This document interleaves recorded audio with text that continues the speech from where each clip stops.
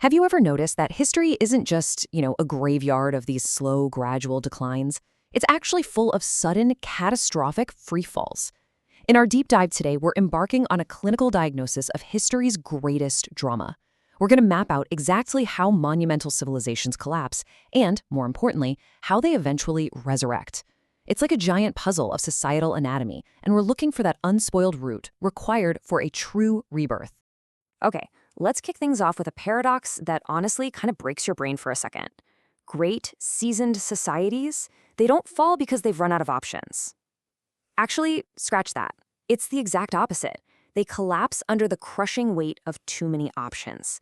It's a state of total chaos where everyone's screaming a different prescription and it just completely paralyzes the collective will.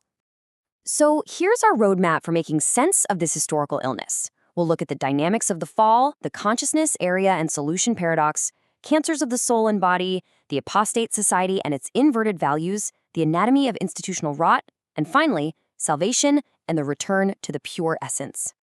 All right, part 1, the dynamics of the fall of great societies. Let's get into it. So, why do massive, historic societies fall so much harder and faster than smaller ones? Well, if we look at the comparative anatomy of a collapse, the difference is staggering. A primitive society might suffer a slow, localized physical loss, right? A few minor tremors. But great societies, we're talking the absolute titans like Rome or Egypt, they undergo this terrifying, rapid, spiritual desertification. It's not just that they lose their wealth. Their very essence literally dries up from the inside out. And it happens at a speed that just defies human reason. Which brings us to part 2, the consciousness area and the solution paradox. Now, you might be wondering, what is actually going on in the collective headspace of a falling empire? Well, their consciousness area basically enters a paralyzed, almost schizophrenic state. Instead of acting decisively, their vast historical awareness just freezes them. On one side, you have this extreme, terrifying apathy, and on the other, frantic, uncontrollable panic. It's the illusion of action.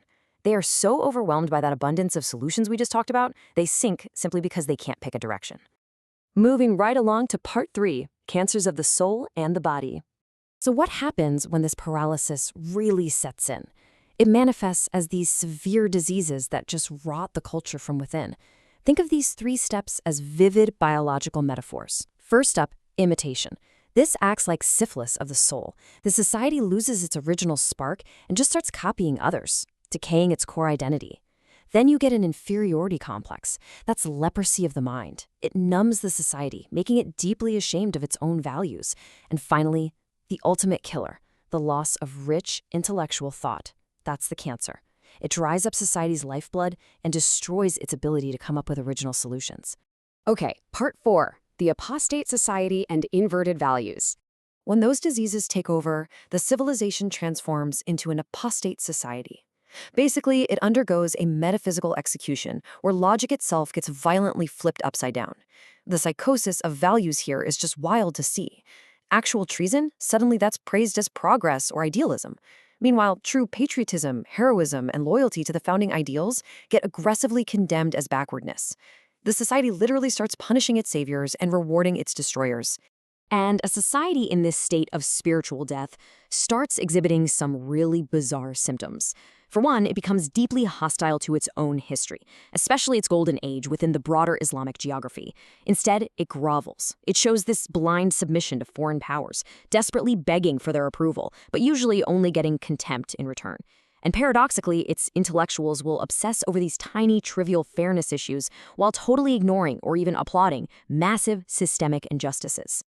Let's dive into part 5, the anatomy of institutional rot. So how does this psychosis physically show up in the real world?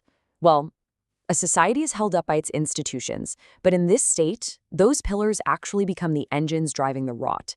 Universities, which, should be absolute fortresses of free thought, start teaching slavery doctrines disguised as freedom.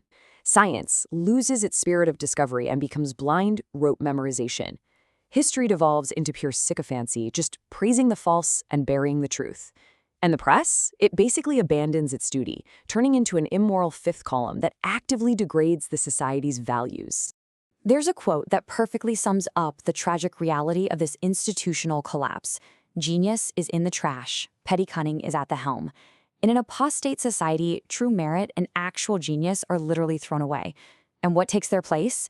A network of small, calculating, petty interests. It's no longer survival of the fittest, it's survival of the most sycophantic. But wait, there's a light at the end of the tunnel. Part 6, Salvation and the Return to the Pure Essence. Despite this incredibly bleak diagnosis, history is absolutely not a closed book. There is a clear pathway for salvation.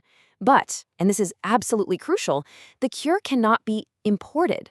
True resurrection has to erupt from what we call the pure essence. This is the unspoiled core, that original soul root deep down that all the rot, the imitation, and the inferiority complexes simply couldn't touch.